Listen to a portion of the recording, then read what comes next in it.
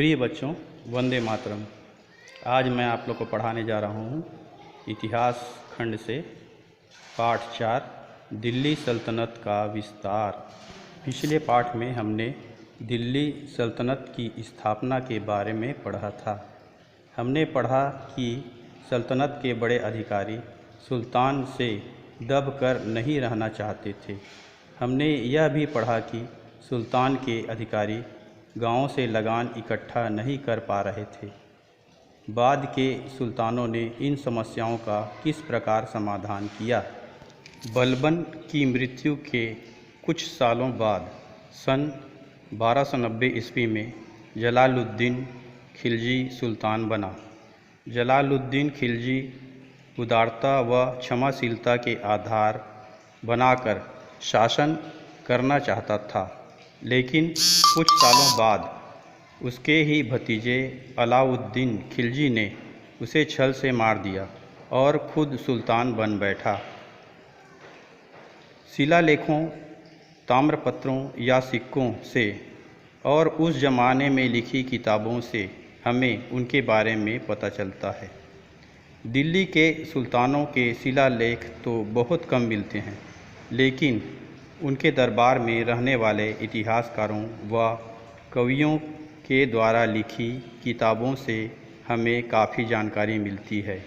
प्राचीन काल के राजाओं में से कुछ ही राजाओं के शिलालेख हमें मिले हैं कि राजाओं के बारे में बहुत कम या नहीं के बराबर जानकारी मिलती है, लेकिन सल्तनत काल के इतिहासकारों ने लगभग हर छोटे बड़े सुल्तान के बारे में काफ़ी विस्तार से लिखा है।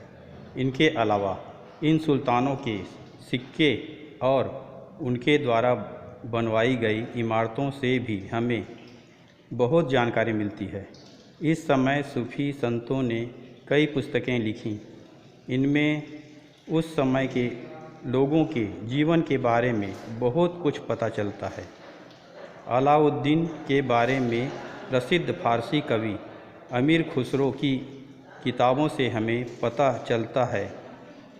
इसके अलावा बर्नी नामक इतिहासकार की पुस्तक तारीख़-ए-फिरोज शाही से भी जानकारी मिलती है। अलाउद्दीन खिलजी। अलाउद्दीन सन 1296 में दिल्ली का सुल्तान बना। वह बड़ा महत्वाकांक्षी था और उसने सल्तनत को सुदृढ़ बनाया। सुल्तान बनने से पहले ही उसने दक्षिण भारत के देवगिरी राज्य को हराया था और वहाँ से काफ़ी धन लूट कर लाया था। उस धन से उसने न केवल अपनी सेना को मजबूत बनाया, बल्कि बड़े अमीरों में धन बांटकर उन्हें अपनी तरफ कर लिया। धीरे धीरे उसने ज़्यादातर अमीरों व सरदारों को अपने नियंत्रण में कर लिया। उसने ऐसे कड़े नियम बनाए कि कोई भी अमीर अपनी मनमानी नहीं कर पाता था और सुल्तान की हर बात उसे माननी पड़ती थी। जो अमीर उसकी बात को नहीं मानते थे, उन्हें वह कठोर दंड देता था और उनकी जगह नए अमीर नियुक्त कर देता था। उसने बहुत से भारतीय मुसलमानों को भी ऊंचे पद दिए। अलाउद्दीन के पास ताकतवर सेना व अनुशासित अमीर थे। उनका उपयोग उसने नए राज्यों को जीतने के लिए किया। सन 1299 में उसने गुजरात पर विजय पाई और उसके बाद रणथंभौर, चित्तौड़ व मालवा आदि राज्यों को हराकर वहां से खूब धन प्राप्त किया और इन राज्यों को उसने अपनी सल्तनत में मिला लिया। अलाउद्दीन ने दक्षिण के राज्य देवगिरी पर कई बार आक्रमण किया और उसे परास्त कर बहुत सा धन लूटा, लेकिन देवगिरी को अपने राज्य में नहीं मिलाया। फिर वह एक लंबे अभियान में दक्षिण भारत के तमाम राजाओं को हराते हुए सुदूर दक्षिण में मदुरै और रामेश्वरम तक जा पहुंचा। इस दक्षिण अभियान का मुख्य उद्देश्य साम्राज्य विस्तार करना नहीं, बल्कि धन प्राप्त करना था। इस कारण उन साम्राज्यों को जीतने के बाद अलाउद्दीन ने उन्हें उन्हीं राजाओं के हाथ सौंप दिया और बदले में उनसे हर साल कुछ न कुछ कर एवं उपहार लेता था। अलाउद्दीन ने तय किया था कि किसानों को अपनी उपज का आधा हिस्सा लगान के रूप में देने होंगे। अलाउद्दीन ने उस समय प्रचलित कई छोटे छोटे करों को हटा दिया था और केवल भूमि कर और चराई कर वसूल करने का निश्चय किया था। इससे किसानों को अत्यधिक कर नहीं देना पड़ा। कर वसूलने वाले पुराने राजाओं और अधिकारियों को नुकसान हुआ, क्योंकि अब उनकी आय कम हो गई थी। अलाउद्दीन के समय से पहले ये राजा और गांव के मुखिया ही किसानों से लगान इकट्ठा करते थे, लेकिन अब सुल्तान के अधिकारी खुद किसानों से लगान वसूल करने लगे। इस प्रकार अलाउद्दीन ने किसानों से सीधा संपर्क बनाया और बीच के बिचौलियों को हटा दिया। अलाउद्दीन ने दिल्ली में अपने सैनिकों को कम कीमत में पर्याप्त सामान मिले, इसके लिए भी विशेष प्रयास किया। उसने सभी सामानों की कीमत तय करके ऐलान कर दिया कि जो भी व्यापारी उससे अधिक कीमत लेगा या सही तौल से कम तौलेगा, उसे कड़ी से कड़ी सज़ा दी जाएगी। साथ ही सभी वस्तुओं के बाजार को नियत स्थान पर रखा ताकि मूल्य को नियंत्रित किया जा सके।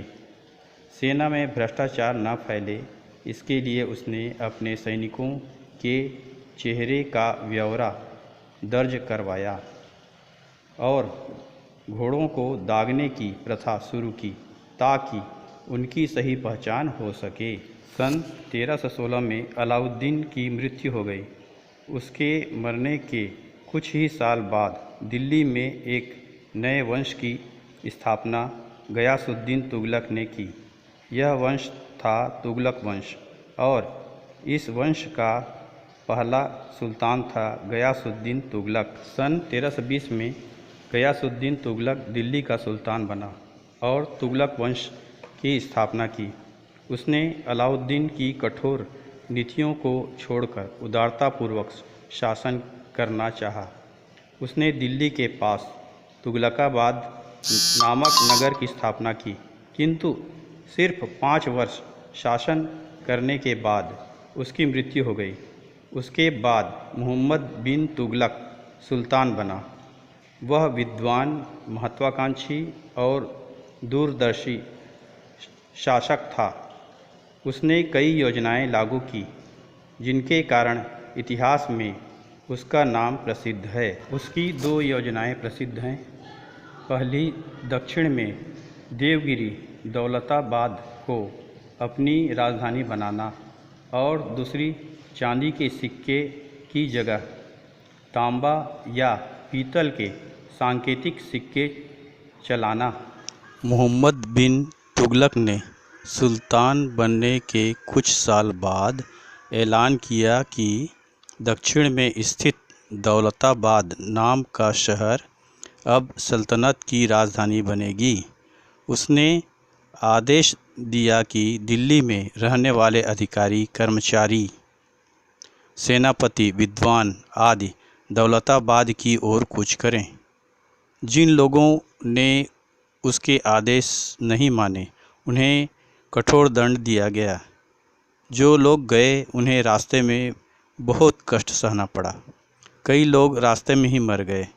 दौलताबाद में रहना बहुत से लोगों को पसंद नहीं आया। मोहम्मद बिन तुगलक की दूसरी प्रमुख योजना थी चांदी के सिक्कों की जगह तांबे या पीतल के सिक्के चलाना।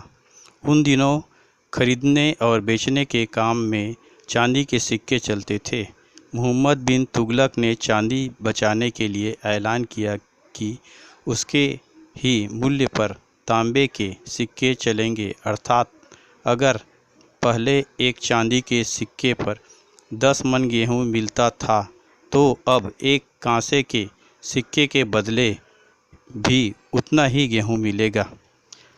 कारण जो भी हो, उसका नतीजा बहुत गलत हुआ।